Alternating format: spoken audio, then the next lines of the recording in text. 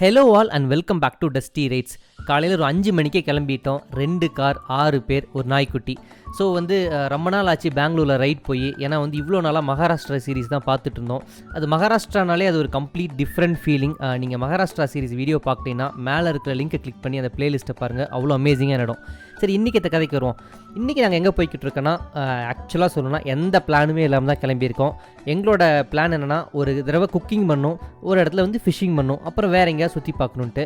So இப்போ nice ரோடை தாண்டி கணக்குப்புறா ரோடில் தான் போய்கிட்டு இருக்கோம். ஃபஸ்ட்டு ஆக்டிவிட்டியாக மீன் பிடிக்கலான்னு முடிவு பண்ணோம். ஏன்னா காலையில் டைம் தான் அது பெஸ்ட்டு. இன்ஃபேக்ட் நாங்களே லேட்டாக தான் போனோம்னு சொல்லலாம். போகிற வழியில் ஃபுல்லாக எங்கேயாவது லேக் இருக்கோ இல்லை ரிவர் சைடு தான் இருக்கான்னு பார்த்துட்டே போனோம். அந்த இடத்துல ஒரு குட்டி ரிவர், அப்புறம் ஒரு செக் டேம் மாதிரி ஒரு இடம் கிடச்சிது. அந்த இடத்துக்கு தான் போய்கிட்டு இருக்கோம். போயிட்டு காரை பார்க் பண்ணிவிட்டு ஒரு 200 மீட்டர் நடக்கிற மாதிரி இருந்துச்சு. நடந்து போய் எங்கள் லோக்கலில் விசாரித்தப்போ இங்கே நிறைய மீன் பிடிக்கலாம், பட் ஆல்ரெடி காலையில் பிடிச்சிட்டு போயிட்டாங்க. அப்படி இருந்தாலும் ட்ரை பண்ணுங்க அப்படின்னாங்க. ஸோ பார்ப்போம் நமக்கு எதாவது சிக்குதான்ட்டு. பார்க் பண்ணிவிட்டு ஒரு 5 நிமிஷத்துலேயே நீங்கள் இந்த லொக்கேஷனை ரீச் ஆகிடலாம். இதோட லொக்கேஷன் டீட்டெயில்ஸை நான் டிஸ்கிரிப்ஷனில் போட்டுறேன். நீங்கள் வர மாதிரி தான் யூஸ் பண்ணிக்கங்க. ஒன்று என்னென்னா, இதை குப்பை கொட்டுற இடமா அங்கே சைடில் யூஸ் பண்ணியிருக்காங்க. ஸோ அது மட்டும் கொஞ்சம் இந்த இடத்தோட டிஸ்அட்வான்டேஜாக இருந்துச்சு. மற்றபடி இந்த இடம் ரொம்ப சூப்பராக இருந்துச்சு.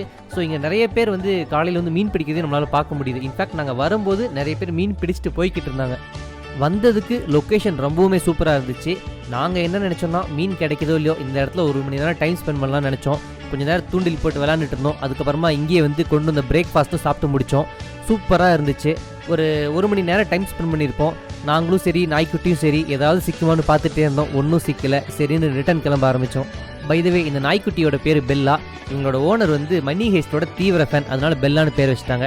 இங்கே கொஞ்சம் நேரம் பார்த்து முடிச்சுட்டு ரிட்டர்ன் போனோம். சாப்பிடணும். இங்கே நாசான்னு ஒரு ஹோட்டல் இருக்குது. ரொம்ப சூப்பராக இருக்கும். அங்கே போனீங்கன்னா பெண்ணே தோசை, வேற ஒன்றும் இல்லை, வெண்ணெய். ஸோ பெண்ணே தோசை இங்கே ரொம்ப ஃபேமஸ். ஒரு தோசை சாப்பிட்டிங்கனாலே ஆல்மோஸ்ட் ஃபுல் ஆகிடுவீங்க. அங்கே போய் தோசை, அப்புறம் கொஞ்சம் ஸ்வீட்ஸ்லாம் சாப்பிட்டோம். சாப்பிட்டு முடிச்சுட்டு திரும்ப ஃபஸ்ட்டு டெஸ்டினேஷன் எங்கே போகலான்னு முடிவு பண்ணோன்னா சுன்ச்சி ஃபால்ஸ். இந்த நாசா ஹோட்டலோட இன்னொரு ஸ்பெஷாலிட்டி என்னென்னா, இது பெட் ஃப்ரெண்ட்லி ஹோட்டல். இன்ஃபேக்ட் நாங்கள் பெல்லாவை கட்டி போட்டிருந்தப்போ கூட அந்த ஓனர் அவுத்து விட்டுட்டு ஜாலியாக விளையாட விட்டுட்டாரு. ஸோ நீங்கள் பெட்ஸ் வச்சுருந்தீங்கன்னா கண்டிப்பாக இந்த ஹோட்டல் விசிட் பண்ணலாம். அது ஒரு ப்ளஸும் கூட. சுன்ச்சி ஃபால்ஸ் நாசா ஹோட்டல்லேருந்து ஒரு 50 கிலோமீட்டர்ஸ் அப்ராக்சிமேட்டாக வரும். ஒரு 1.5 மணி நேரத்தில் நீங்கள் ரீச் ஆகிடலாம். ரோட்ஸ் பெருசாக டிராஃபிக்லாம் இருக்காது. அண்ட் ஆல்மோஸ்ட் அந்த ஒரு லாஸ்ட் 1 கிலோமீட்டர் ஸ்ட்ரெச்சை தவிர மீதி எல்லாமே ரோடு நீட்டாக தான் இருக்கும். அந்த கடைசி 1 கிலோமீட்டர் நீங்கள் மண் ரோட்டில் போகிற மாதிரி இருக்கும். போனீங்கன்னா அங்கே பார்க்கிங் டிக்கெட் வாங்கிட்டு நீங்கள் பார்க் பண்ணிவிட்டு ஒரு 1 கிலோமீட்டர் கிட்ட நடந்து போனீங்கன்னா சுன்ச்சி ஃபால்ஸ் ரீச் ஆகிடலாம். பார்க்கிங் ஸ்பேஸ் நல்லா பெருசாகவே இருந்துச்சு. பார்க் பண்ணிட்டு நடக்க ஆரம்பித்தா ட்ரக்கிங்கை ஸ்டார்ட் பண்ண உடனே ஒரு கடை இருக்கும். இங்கே மட்டும் இல்லை, நீங்கள் முடிக்கிறதுக்குள்ளே ஒரு 10 பெட்டி கிடையாது பார்ப்பீங்க. எல்லா இடத்துலையுமே தண்ணி, மோர், மேகி இந்த மாதிரி வச்சுருப்பாங்க. ஸோ நீங்கள் ட்ரக்கிங் ஃப்ரீயாக போகலாம். எதுவுமே எந்த வாட்டர் பாட்டிலோ ஸ்நாக்ஸ் எதுவுமே எடுத்துகிட்டு போக தேவையில்லை. இந்த ட்ரக்கிங் டிஸ்டன்ஸுமே ரொம்பலாம் இல்லை, கம்மி தான். நீங்கள் ஸ்டார்ட் பண்ண உடனே இந்த மாதிரி ஒரு பியூட்டிஃபுல்லான ஸ்ட்ரீமை பார்ப்பீங்க. இதுக்கப்புறம் நீங்கள் நடக்கிற அந்த ரூட் எப்படி இருக்குன்னு நான் ஃபாஸ்ட் ஃபார்வர்ட் பண்ணி காட்டிடுறேன்.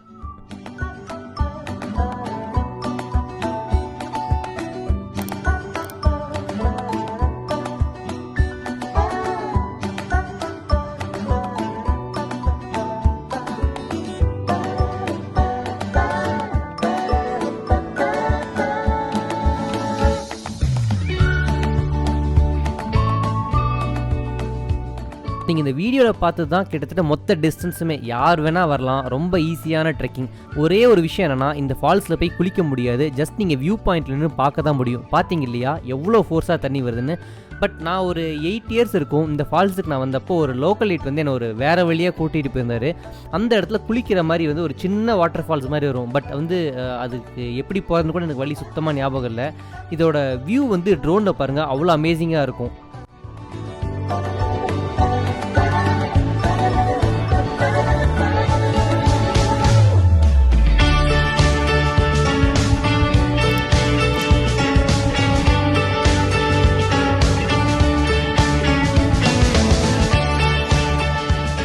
ஒரு 15 to 20 மினிட்ஸ் இங்கே டைம் ஸ்பெண்ட் பண்ணலாம். அதுக்கு மேலே உங்களால் இங்கே கீழேயும் போய் பார்க்க முடியாது. ஸோ ஜஸ்ட் நீங்கள் உட்காந்து வியூ தான் பார்க்குற மாதிரி இருக்கும்.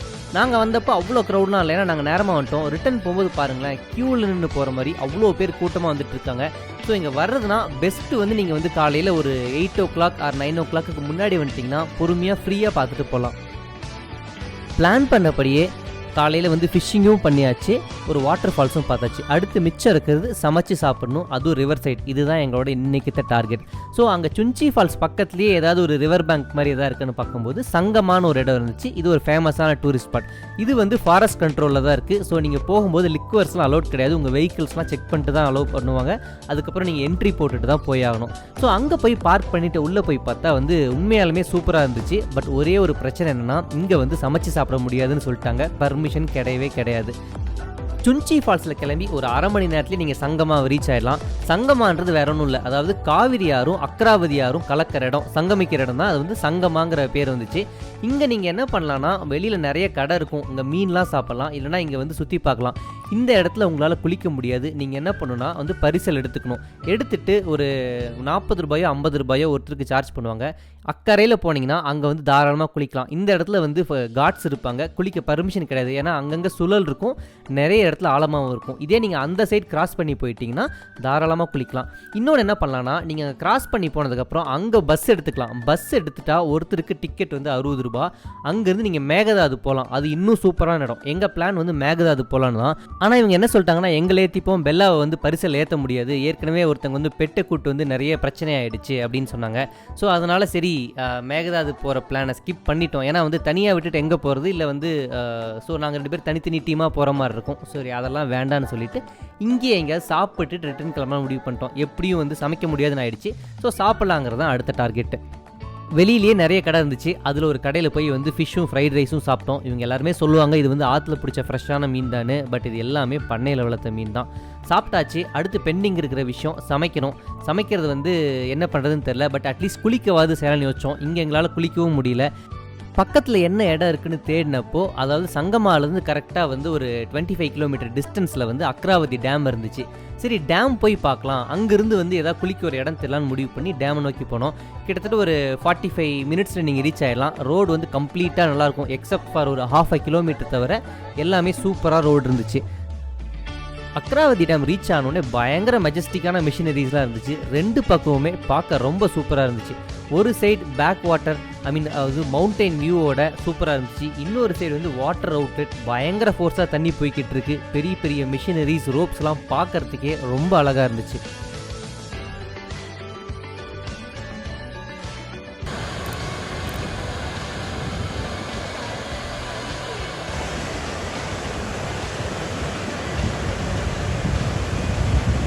இங்கே கரெக்டாக ஒரு 1 மணி நேரம் இருந்தோம். இங்கே வந்துட்டு போகிறவங்ககிட்ட விசாரித்தோம். எங்களுக்கு வந்து ஆத்தோரமாக குளிக்கணும், அதுவும் ஆழலாம் இருக்கக்கூடாது, ரொம்ப சேஃபாக இருக்கணும், முடிஞ்சால் சைடில் சமைச்சு பார்க்குற மாதிரி இடம் இருக்குன்னு. இங்கேருந்து கரெக்டாக ஒரு 3 கிலோமீட்டரில் அவங்க எங்களுக்கு ஒரு லொக்கேஷன் சொன்னாங்க. அந்த லொக்கேஷனையும் நான் டிஸ்கிரிப்ஷனில் போடுறேன். நீங்கள் இங்கே போகிறீங்கன்னா சமைச்சு சாப்பிட்டு குளிக்கிறதுக்கு பெர்ஃபெக்டான இடம். நாங்கள் ஒரு 6 பேர் வந்திருக்கோன்னு சொல்லியிருந்தோம் இல்லையா, அதில் வந்து 2 பசங்க, அப்புறம் வந்து 2 கப்புள்ஸ் வந்திருந்தாங்க. அந்த 2 கப்புள்ஸுமே வந்து கல்கட்டாவில் இருந்து. கல்கட்டானோடனே ஃபஸ்ட்டு என்ன ஞாபகம் வரும், சோறு. ஆமாங்க, செம்மையாக சமைப்பாங்க. நாங்கள் போயிட்டு ட்ரெஸ் சேஞ்ச் பண்ணிட்டு வரதுக்குள்ளே ஒருத்தர் என்னென்னா டக்குன்னு அரிசி கழுவி உழ வச்சுட்டாங்க, ஒருத்தங்க மசாலா போட்டு மேரினேட் பண்ணுறாங்க. நாங்கள் தண்ணியில் இறங்கும்போது வந்து சிக்கன் வந்து கொதிக்க ஆரம்பிச்சிருச்சு.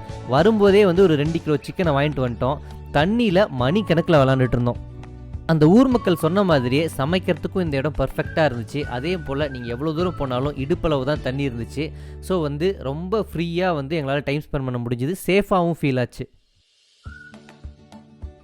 இந்த இடம் வந்து குளிக்கிறதுக்கு மட்டும் இல்லை, மீன் பிடிக்கும் சூப்பரான இடம். நீங்கள் ஆப்போசிட்டில் பார்த்துட்டு இருக்கீங்களே அக்கறையில் ஒரு 4 பேர், அவங்க வந்து தூண்டில் போட்டு மீன் பிடிச்சிட்டு இருக்காங்க. நாங்கள் பார்க்கும்போது 2-3 கிலோ மீன் பிடிச்சிட்டாங்க. ஸோ நீங்கள் மீன் பிடிக்கிறதுனால இந்த ஸ்பாட்டுக்கு தாராளமாக வரலாம்.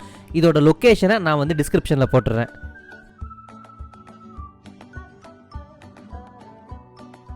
நாங்கள் குளித்து முடிக்கிறதுக்கும் சிக்கன் வந்து சமைச்சு முடிக்கிறதுக்கும் டைமிங் பெர்ஃபெக்டாக மேட்ச் ஆச்சு. நல்லா சில்லுன்னு ஆற்றுல குளிச்சுட்டு வெளியில் வந்தால் நல்லா சூடாக சிக்கன் அப்படியே ரெடியாக இருந்துச்சு. செம்ம டேஸ்டி. அப்படியே பொறுமையாக ஓப்பன் ஸ்பேஸில் உட்காந்து சாப்பிட்டு முடிக்கும்போது மணி 7 ஆச்சு. இந்த ட்ரிப் எப்படி இருந்துச்சுன்னா டே வெல் ஸ்பெண்ட் அப்படின்னு சொல்கிற மாதிரி தான் இருந்துச்சு. இதுவே நாங்கள் ஒரு 5 மணிக்கு இந்த இடத்துக்கு வந்து குளிச்சுட்டு சமைச்சிட்டு சாப்பிடாமல் இருந்திருந்தோன்னா இது இந்தளவுக்கு வந்து ஒரு சிறப்பாக முடிஞ்சிருக்குமான்னு தெரில. பட் இது வந்து ஒரு செம்ம அமேசிங்கான எக்ஸ்பீரியன்ஸாக இருந்துச்சு. இதோட இந்த வீடியோவை முடிச்சுக்கிறேன். அடுத்த வாரம் இன்னொரு சூப்பரான கண்டென்ட்டோட உங்களை மீட் பண்ணுறேன். Until then stay tuned and by.